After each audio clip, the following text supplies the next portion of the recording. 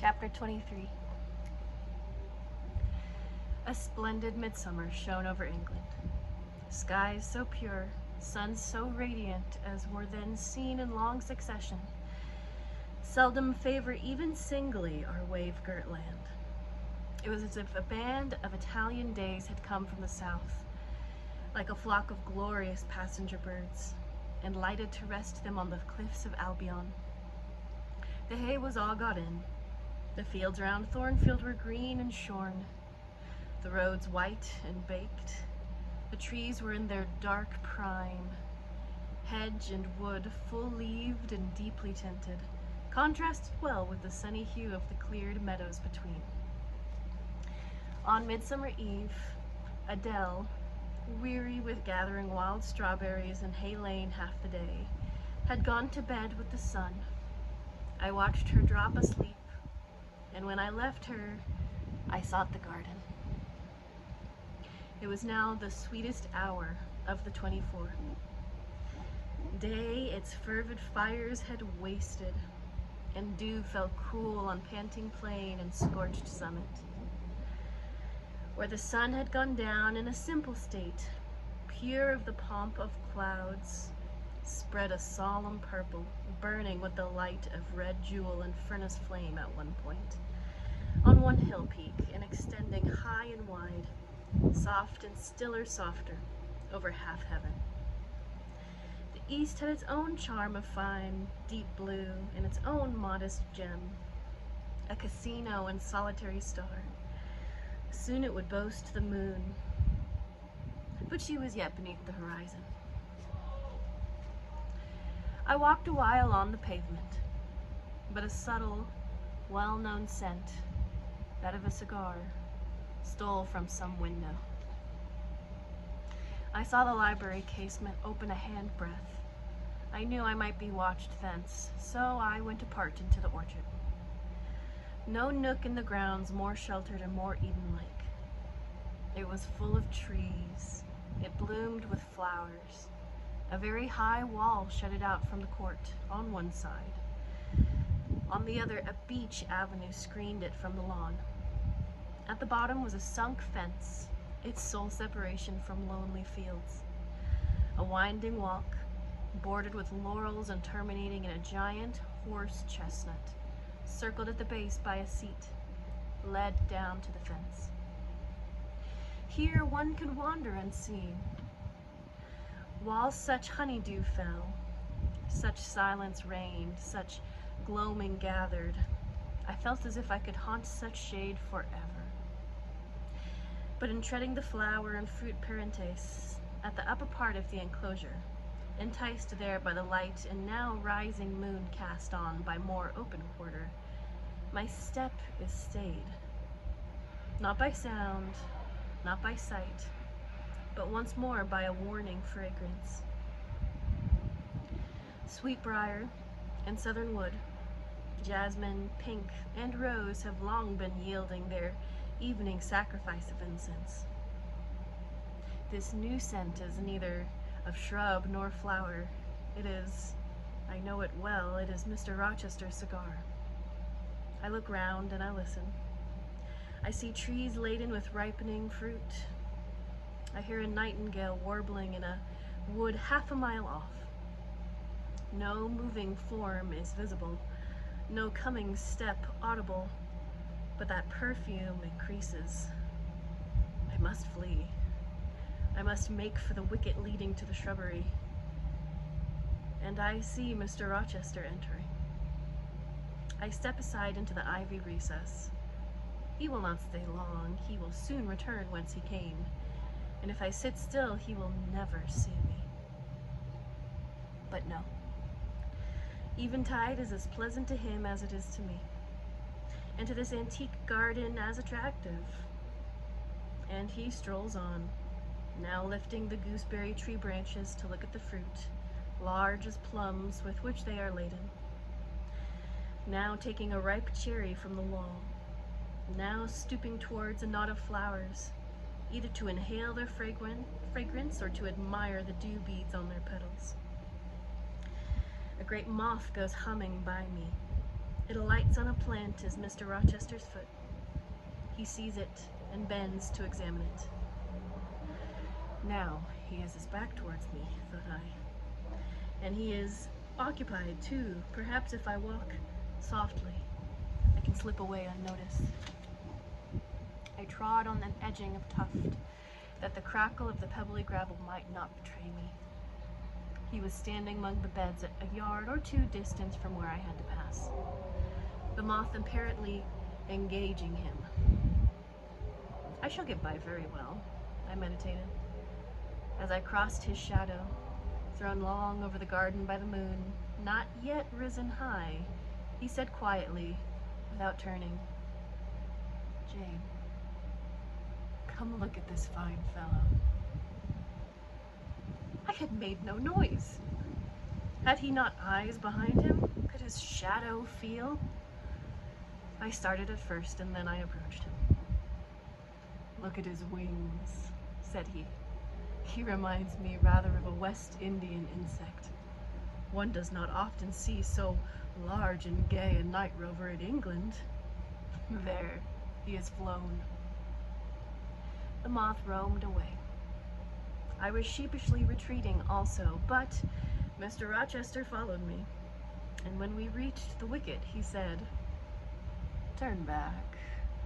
On so lovely a night, it is a shame to sit in the house, and surely no one can wish to go to bed while sunset is thus at meeting with moonrise.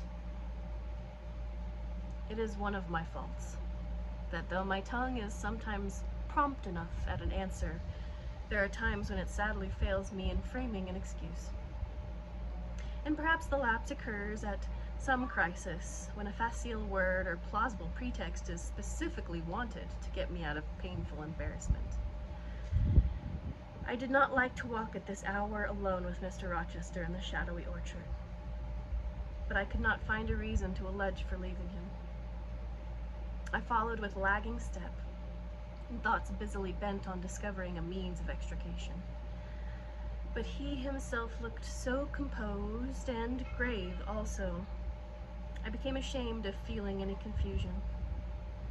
The evil, if evil existent or prospective there was, seemed to lie with me only.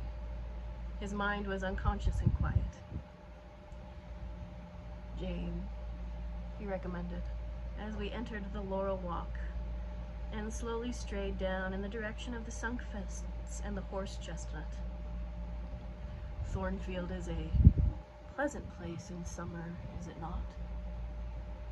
"Yes, sir." "You must have become in some degree attached to the house, you who have an eye for natural beauties and a good deal of the organ of adhesiveness." "I am attached to it indeed." "And though I don't comprehend how it is, I perceive you have acquired a degree of regard for that foolish little child Adele, too, and even for simple Dame Fairfax." "Yes, sir. In different ways I have an affection for both." "And would be sorry to part with them?" "Yes." "Pity," he said, and sighed and paused. "It is always the way of events in life," he continued presently. "No sooner have you got settled in a pleasant resting place than a voice calls out to you to rise and move on, for the hour of repose is expired."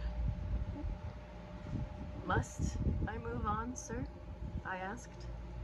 "Must I leave Thornfield?" "I believe you must, Jane. I am sorry, Janet. I do believe you must." This was a blow, but I did not let it prostrate me. "Well, sir, I shall be ready when the order to march comes." "It is come now. I must give it tonight." "Then you are going to be married, sir?" "Exactly. Precisely. With your usual acuteness, you have hit the nail straight on the head." Soon, sir? Very soon. That is Miss Eyre. You'll remember, Jane, the first time or rumor plainly intimated to you that it was my intention to put my old bachelor's neck into the sacred noose, to enter into the holy estate of matrimony, to take Miss Ingram to my bosom. In short, she's an extensive armful, but that's not to the point. One can't have too much of such a very excellent thing as my beautiful Blanche. Well, as I was saying, listen to me, Jane. You're not turning your head to look after more moths, are you? That was only a lady clock, child, flying away home. I wish to remind you that it was you who first said to me, with the discretion I respect in you, with what foresight, prudence, and humility, which benefit your responsible and defendant position, that in case I married Miss Ingram, both you and little Adele had better trot forthwith. I pass over the sort of slur conveyed in that suggestion on the character of my beloved. Indeed, when you are far away, Janet, I'll try to forget it. I shall notice only its wisdom, which is such that I have made it my law of action. Adele must go to school, and you, Miss Eyre, must get a new situation. Yes, sir. I will advertise immediately. And meantime, I suppose... I was going to say, I suppose I may stay here till I find another shelter to betake myself to. But I stopped, feeling it would not do to risk a long sentence, for my voice was not quite under command. In about a month I hope to be a bridegroom, continued Mr. Rochester. And in the interim I shall myself look out for employment and an asylum for you. Thank you, sir. I am sorry to give. Oh, no need to apologize. I consider that when a dependent does her duty as well as you have done yours, she has a sort of claim upon her employer for any little assistance he can conveniently render her.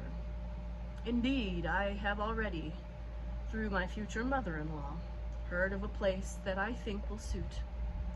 It is undertaking the education of 5 daughters of Mrs. Dionysius O'Gall of Bitternut Lodge, Connaught, Ireland. You'll like Ireland, I think. They're such a warm-hearted people there, they say.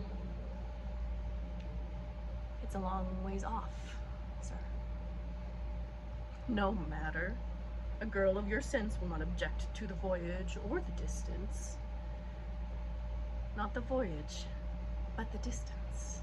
And then the sea is such a barrier. From what, Jane? From England, and from Thornfield, and... well, from you, sir. I said this almost involuntarily, and with as little sanction of free will, my tears gushed out. I did not cry so as to be heard, however. I avoided sobbing. I thought of Mrs. O'Gall and Bitternut Lodge struck cold to my heart, and colder the thought of all the brine and foam, destined as it seemed to rush between me and the master at whose side I now walked. The coldest the remembrance of the wider ocean. Wealth, caste, custom intervened between me and what I naturally and inevitably loved. It is a long way, I said again. It is, to be sure. And when you get to Bitternut Lodge, Connaught, Ireland, I shall never see you again, Jane. That's morally certain. I never go to Ireland, not having myself much of a fancy for the country. We have been good friends, Jane, have we not? Yes, sir. And when friends are on the eve of separation, They like to spend the little time that remains to them close to each other. Come, we'll talk over the voyage and the parting quietly. Half an hour or so, while the stars enter into their shining life up in heaven yonder. Here is the chestnut tree. Here is the bench at its old roots. Come, we will sit here in peace tonight, though we should never more be destined to sit there together. He seated me and himself. It is a long way to Ireland, Janet, and I am sorry to send you, my little friend, on such weary travels. But if I can't do better, how is it to be helped? Are you anything akin to me, do you think, Jane? I could risk no sort of answer at the time. My heart was still. Because, he said, I sometimes have a queer feeling with regard to you, especially when you are near me as you are now. It is as if I had a string somewhere under my left ribs, tightly and inextricably knotted to a similar string situated in the corresponding quarter of your little frame. And if that boisterous channel and 200 miles or so of land come abroad between us, I am afraid that cord of communication will be snapped. And then I've a nervous notion I should take to bleeding inwardly. As for you, you'd forget me. That I should never do, sir. You know. Impossible to proceed. Jane, do you hear that nightingale singing in the wood? Listen. In listening, I sobbed convulsively, for I could repress what I endured no longer. I was obliged to yield, and I was shaken from head to foot with acute distress. When I did speak, it was only to express an impetuous wish that I had never been born, or never come to Thornfield. Because you were sorry to leave it? The vehemence of emotion, stirred by grief and love within me, was claiming mastery and struggling for full sway in asserting a right to predominate, to overcome, to live, rise, and reign at last. Yes, and to speak. I grieve to leave Thornfield. I love Thornfield. I love it because I have lived in it a full and delightful life, momentarily at least. I have not been trampled on. I have not been petrified. I have not been buried with inferior minds and excluded from every glimpse of communion with what is bright and energetic and high. I have talked face to face with what I reverence, with what I delight in, with an original and vigorous and expanded mind. I have known you, Mr. Rochester, and it strikes me with terror and anguish that I feel I absolutely must be torn from you forever.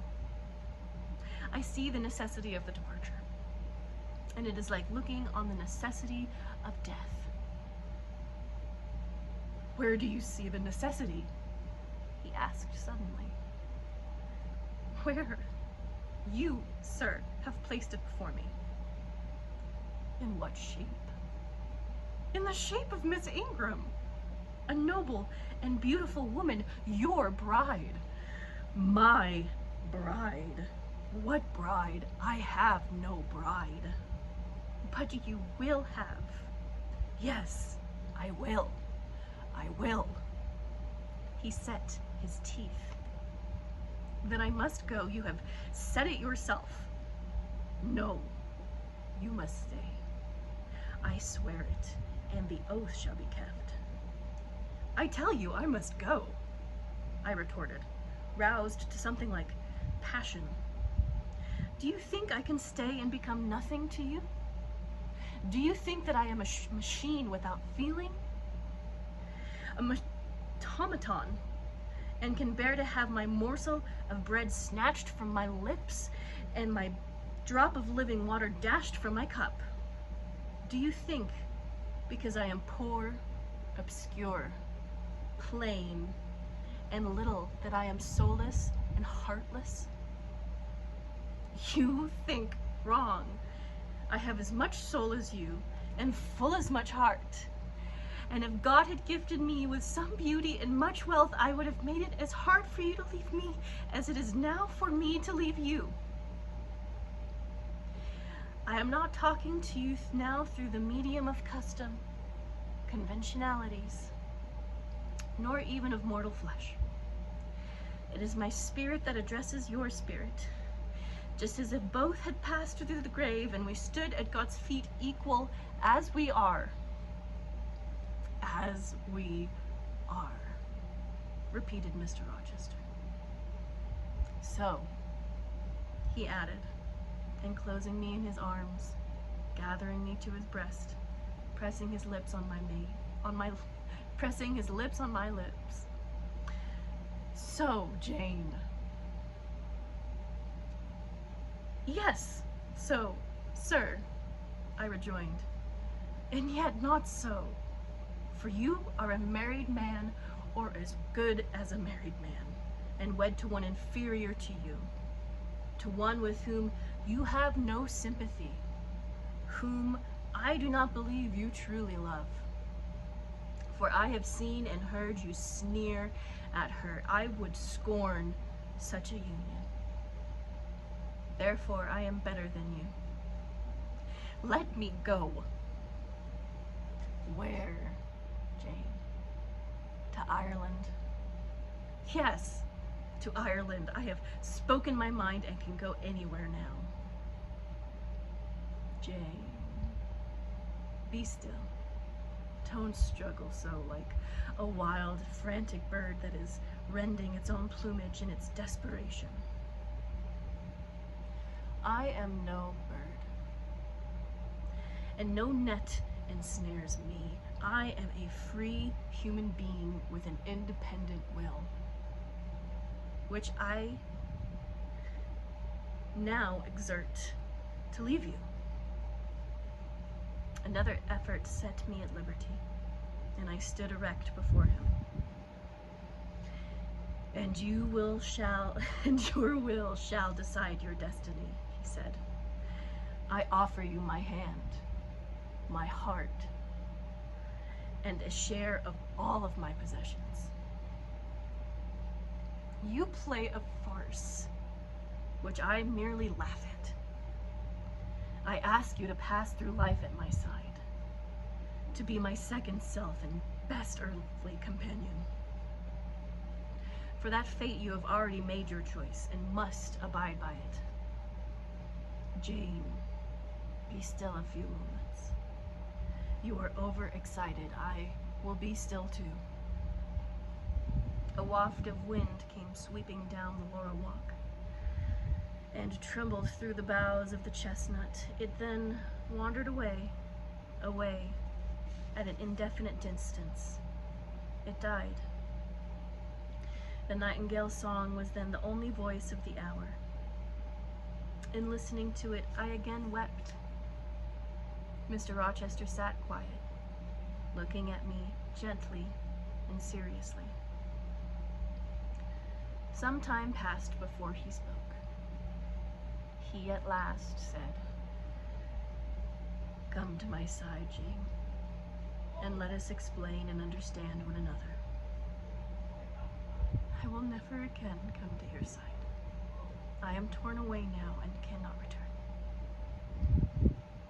But Jane, I summon you as my wife. It is you only that I intend to marry." I was silent. I thought he mocked me. "Come, Jane, come hither. Your bride stands between us." He rose, and with a stride reached me. "My bride is here," he said, again drawing me to him, "because my equal is here, and my likeness. Jane, will you marry me?" Still, I did not answer, and still I writhed myself from his grasp, for I was still incredulous. Do you doubt me, Jane? Entirely. You have no faith in me? Not a whit. Am I a liar in your eyes? He asked passionately. Little skeptic, you shall be convinced. What love have I for Miss Ingram? None. And that you know. What love has she for me? None. As I have taken pains to prove, I caused a rumor to reach her that my fortune was not a third of what was supposed. And after that I presented myself to see the result. It was coldness both from her and her mother. I could not marry Miss Ingram. You strange, almost unearthly thing. I love you as my own flesh.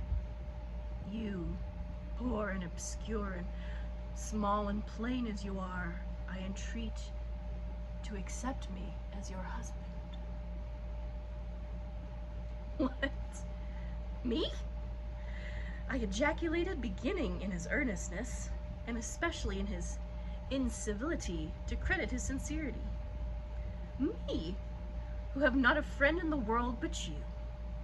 If you are my friend, not a shilling but what you have given me. You, Jane, I must have you for my own, entirely my own. Will you be mine? Say yes, quickly. Mr. Rochester, let me look at your face. Turn to the moonlight. Why? Because I want to read your countenance. Turn. There. You will find it scarcely more legible than a crumpled, scratched page. Read on.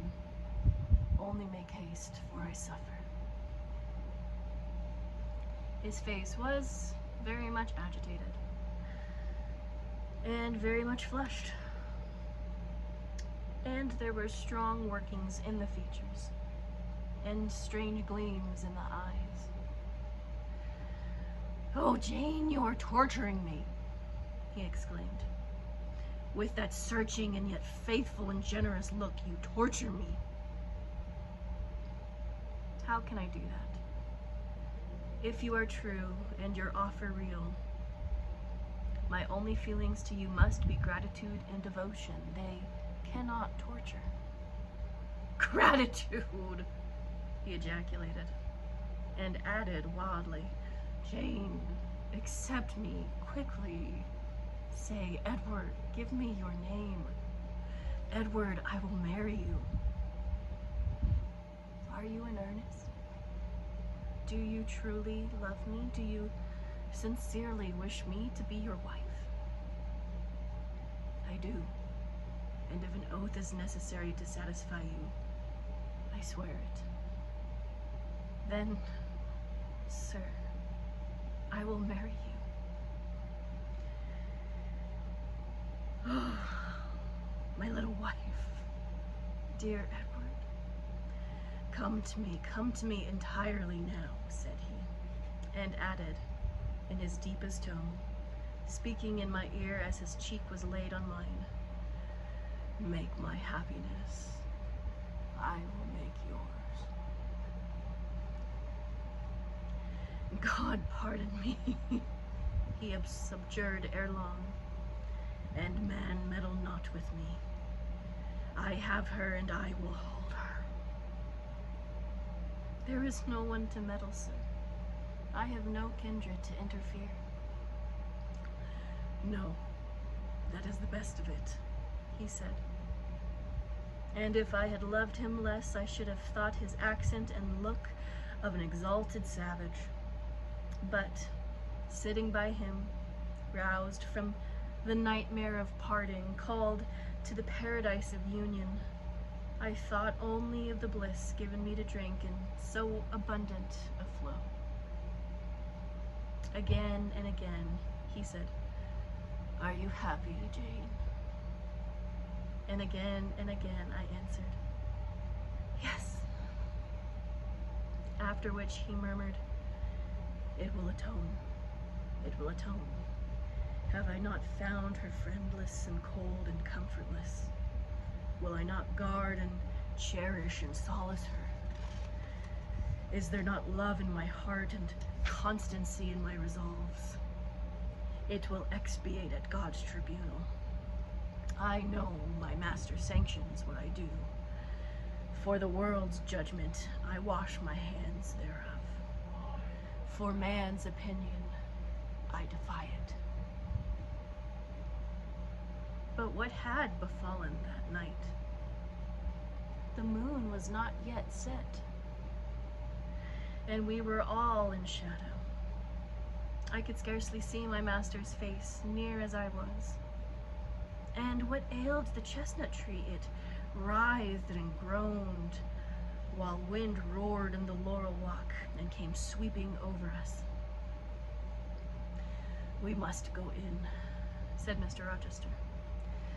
"The weather changes. I could have sat with thee till morning, Jane." And so, thought I, could I with you. I should have said so, perhaps, but a livid, vivid spark leapt out of a cloud at which I was looking, and there was a crash, a crack, and a close rattling peal.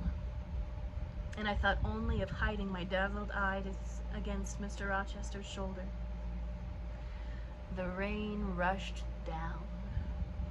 He hurried me up the walk, through the grounds and into the house, but we were quite wet before we could pass the threshold.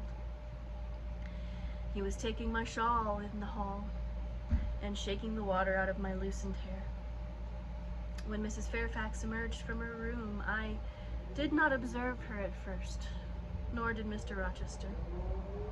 The lamp was lit. The clock was on the stroke of 12. "Hasten off your wet things," said he. "And before you go, good night, my darling." He kissed me repeatedly. When I looked up, on leaving his arms, there stood the widow, pale, grave, and amazed. I only smiled at her and ran upstairs. Explanation will do for another time, thought I. Still, when I reached my chamber, I felt a pang at the idea she even temporarily misconstrued what she had seen. But joy soon effaced every other feeling. And loud as the wind blew, near and deep as the thunder crashed, fierce and frequent as the lightning gleamed, cataract-like as the rain fell during a storm of 2 hours' duration, I experienced no fear and little awe. Mr. Rochester came thrice to my door in the course of it, to ask if I was safe and tranquil. And that was comfort. That was strength for anything. Before I left my bed in the morning, little Adele came running in to tell me that the great horse chestnut at the bottom of the orchard had been struck by lightning in the middle of the night, and half of it split away.